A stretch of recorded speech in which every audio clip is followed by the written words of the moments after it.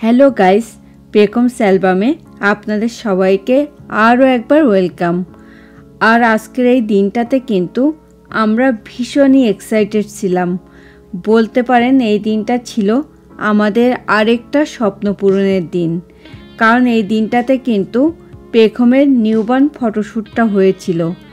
আর আমাদের স্বপ্ন পূরণের দিন এই জন্যে বললাম, কারণ এই নিউবর্ন ফটোশ্যুটগুলো কিন্তু এখানে অনেক এক্সপেন্সিভ হয়। তো আজকের এই ভিডিওতে আমরা আপনাদের সামনে তুলে ধরব আমরা কখন নিউবর্ন ফটোশ্যুটের প্ল্যান করেছিলাম, আর কত টাকা খরচা হয়েছিল, এবং কোথায় এই ফটোশ্যুটটা হয়েছিল, আর কত সময় লেগেছিল, খুঁটিনাটি সমস্ত কিছু। So please stay tune. Already cameraman কিন্তু চলে এসেছে এবং সে এসেই কিন্তু স্টুডিও সেট আপ দিচ্ছে। আর দেখেও হয়তোবা আপনারা নিশ্চয়ই বুঝতে পেরে গেছেন যে এই ফটোশ্যুটিংটা কিন্তু আমাদের বাড়িতেই হয়েছিল। তো ক্যামেরাম্যান স্টুডিও রেডি করছে, আর এরই ফাঁকে আমি আপনাদের সঙ্গে সেই গল্পটা এখন শেয়ার করব, কখন আমরা নিউবর্ন ফটোশ্যুটের প্ল্যানটা করেছিলাম। যখন আমি প্রথম জানতে পেরেছিলাম যে আমি প্রেগনেন্ট, তখন কিন্তু আমরা এই ফটোশ্যুটের প্ল্যানটা করিনি। তখন আমরা প্রথমে স্বাদের অনুষ্ঠানগুলো নিয়ে বিভিন্ন রকমের প্ল্যান করেছিলাম। অলরেডি কিন্তু আমরা স্বাদের সব অনুষ্ঠানগুলো কিভাবে সেলিব্রেট করেছিলাম তা কিন্তু আপনাদের সঙ্গে শেয়ার করেছি। স্বাদের সব পর্ব শেষ হওয়ার পরে তখন আমরা শুধুমাত্রই ওয়েট করছিলাম কখন আমাদের প্রিন্সেস পৃথিবীতে আসবে, এবং সে আসার পর আমরা ওকে কিভাবে ওয়েলকাম করব, আর ওর সব রিচুয়ালগুলো কিভাবে পালন করব, এবং সঙ্গে এটাও প্ল্যান করেছিলাম যে ম্যাটারনিটি ফটোশ্যুট ও নিউবর্ন ফটোশ্যুটটা করব।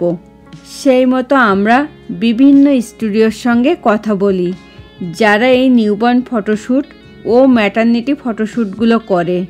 সব স্টুডিও কিন্তু নিউবর্ন বা ম্যাটারনিটি ফটোশ্যুট করে না, আর এক এক স্টুডিও কিন্তু আমাদের কাছে এক এক রকমের প্রাইস বলেছিল। সেটা ছিল আমাদের বাজেটের অনেক বাইরে। এক স্টুডিও তো দুটো মিলে $6,000 চেয়েছিল, যেটা আমাদের সাধ্যের বাইরে ছিল। তারপরে আমরা দুটো স্টুডিওর সন্ধান পাই, আর তারা একজন শুধুমাত্র ম্যাটারনিটি ফটোশ্যুট করে, আর একটা স্টুডিও তারা শুধুমাত্র নিউবর্ন ফটোশ্যুট করে। ম্যাটারনিটি ফটোশ্যুটের ব্লগটা কিন্তু আমি আপনাদের সঙ্গে শেয়ার করতে পারিনি, কারণ ওই স্টুডিওতে ভিডিও ও ফটো তোলা নিষেধ ছিল। আর ম্যাটারনিটি ফটোশ্যুটে আমাদের খরচা পড়েছিল কিন্তু $750। আর বিপ্লব কিন্তু এদিকে পেকমকে নিয়ে চলে এসেছে, আর পেকম কিন্তু এখন ঘুমোচ্ছে, কারণ নিউবর্ন ফটোশ্যুট যারা করে তাদের প্রথম শর্ত হলো যে বেবির পেট ভরা থাকতে হবে এবং বেবি যেন ঘুমন্ত অবস্থায় থাকে। সেই মতোই কিন্তু আমরা পেকমকে রেডি করে রেখেছিলাম। এখন ক্যামেরাম্যান পেকমকে রেডি করছে ফটো তোলার জন্যে। ফটো তোলার জন্যে সমস্ত ফ্রমস, ক্যামেরা, লাইট এবং যা যা দরকার তা কিন্তু স্টুডিওর যে প্রতিনিধি এসেছিল ও এনেছিল। আর দেখতেই পাচ্ছেন ক্যামেরাম্যান কিন্তু একজন ফিমেল। ও অনেকগুলো ফর্মস এনেছিল এবং আমাদেরকে চুজ করতে বলেছিল যে কোন কালারের ফর্মস পরালে পেকমকে দেখতে বেশি সুন্দর লাগবে। আর আমাদের পছন্দ করা কালারের ফর্মসগুলোই কিন্তু পেকমকে পরিয়েছিল।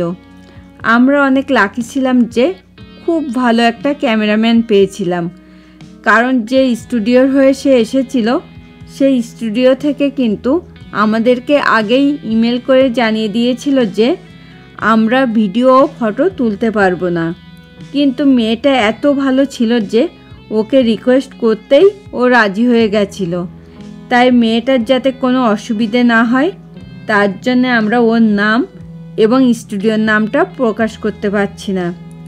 আর এই স্টুডিওর একটা পজিটিভ দিক হলো যে ওরা বাড়িতে এসেই নিউবর্ন ফটোশ্যুটটা করে, যেটা আমাদের জন্যে খুব সুবিধে হয়েছিল, কারণ তখন অত ছোট বেবি নিয়ে মুভ করা কিন্তু আমাদের জন্য সত্যিই খুব কঠিন হয়ে যেত। যেহেতু ওরা বাড়িতে এসে ফটোশ্যুটটা করেছিল, তাই অবভিয়াসলি ম্যাটারনিটি ফটোশ্যুটের থেকে প্রাইসটা একটু বেশিই পড়েছিল। আর প্রাইসটা কত পড়েছিল সেটা কিন্তু আমি আপনাদের সঙ্গে একটু পরে শেয়ার করব। জানেন তো, টোটাল শ্যুটিংটা কমপ্লিট হতে 4 ঘন্টা মতো টাইম লেগেছিল, কারণ পেখম অনেক কোঅপারেট করেছিল। তা না হলে কিন্তু টাইমটা আরও বেশি লাগতো। আর এই 4 ঘন্টার ভেতরে একবারই আমি পেখমকে ফিডিং করিয়েছিলাম। তো আপনারা দেখতে থাকুন কিভাবে নিউবর্ন ফটোশ্যুটটা করে।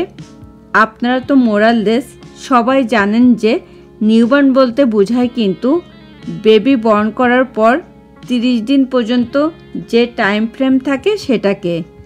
আর আমরা কিন্তু বেবি বর্ন করার 3 মাস আগেই 100% পেমেন্ট দিয়েই স্টুডিও বুক করে রেখেছিলাম। তবে যে ডিউ ডেটটা দেওয়া থাকে তার থেকে অনেক সময় বেবি একটু আগে বা পরে বর্ন করতে পারে। তাই স্টুডিও থেকে আমাদেরকে বলেছিল যে বেবি বর্ন করার পরেই যেন আমরা ওদেরকে একটা কল করি, তারপরে ওরা নিউবর্ন ফটোশ্যুটিংয়ের জন্যে আমাদেরকে ডেটটা দেবে। সেই মতোই আমরা পেখম বর্ন করার পরেই ওদেরকে কল করেছিলাম। আর ওরা নিউবর্ন ফটোশ্যুটিংয়ের জন্যে যে ডেটটা আমাদেরকে দিয়েছিল সেই অনুযায়ী কিন্তু ওই দিন পেখমের বয়স ছিল মাত্র 21 দিন। যেহেতু এটা 4 ঘন্টার একটা ফটো সেশন ছিল, তাই আমি পেখমের সব প্রম্পটসগুলো পড়ানো এবং এক এক স্টাইলের ফটো তোলার জন্যে এক একভাবে কিন্তু স্টুডিও সেট আপ দিয়েছিল। সেটা কিন্তু সবটাই আপনাদেরকে দেখাতে পারলাম না, কেননা তাতে করে কিন্তু ভিডিও লেন্থটা অনেকটাই বড় হয়ে যেত। আর পেখম কিন্তু খুবই কোয়াইট ছিল, যেটা আমাদের চিন্তার একদম বাইরে ছিল। আমরা ভেবেছিলাম পেখম যে কি করবে। আর ক্যামেরাম্যানও কিন্তু পেখমের খুব প্রশংসা করেছিল আর বলেছিল যে এত কোঅপারেট বেবি সে খুব কমই দেখেছে। এখন আপনাদের সঙ্গে শেয়ার করব যে আমাদের এই নিউবর্ন ফটোশ্যুটের জন্যে ঠিক কত টাকা খরচা হয়েছিল। আমাদের নিউবর্ন ফটোশ্যুটের জন্যে খরচা পড়েছিল কিন্তু $1000। আর আপনাদেরকে তো আগেই বলেছি যে ক্যামেরাম্যান মেয়েটি খুব ভালো ছিল, তাই ওকে আমরা খুশি হয়ে $100 টিপস দিয়েছিলাম।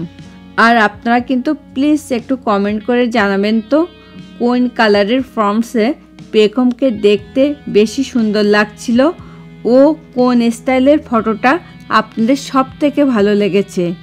এবং আজকের এই ভিডিওটা আপনাদের ভালো লাগলে কিন্তু প্লিজ একটা লাইক করতে অবশ্যই ভুলবেন না।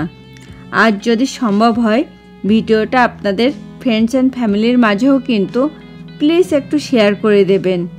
আপনারা নিশ্চয়ই দেখতেও পাচ্ছেন যে পেখম কিন্তু ঘুমিয়েই আছে। আর এই ক্যামেরাম্যানগুলো এত এক্সপার্ট হয় যে বেবির যাতে ঘুম না ভাঙে তার জন্য কিন্তু একটা মিউজিক চালিয়ে দিয়েছিল, যেটা শুনলে পরে বেবি আরও বেশি ডিপ ঘুম পড়বে। এবং মাঝে মধ্যে কিন্তু পেখমের কপালের ওখানে একটু আঙুল দিয়ে বুলিয়ে দিচ্ছিল, যাতে সহজে যেন পেখমের ঘুম না ভাঙে। আর আপনারা কিন্তু প্লিজ আমাদের চ্যানেলটাকে সাবস্ক্রাইব করে পেখম অ্যালবামের সঙ্গে থাকবেন। ফটোশ্যুটিংটা চলতে চলতেই আমি কিন্তু আজকের ব্লগটা এখানেই শেষ করব। দেখা হবে নেক্সট ব্লগে। সেই পর্যন্ত সকলে খুব খুব ভালো থাকুন, সুস্থ থাকুন। Thanks for watching this video. Bye bye.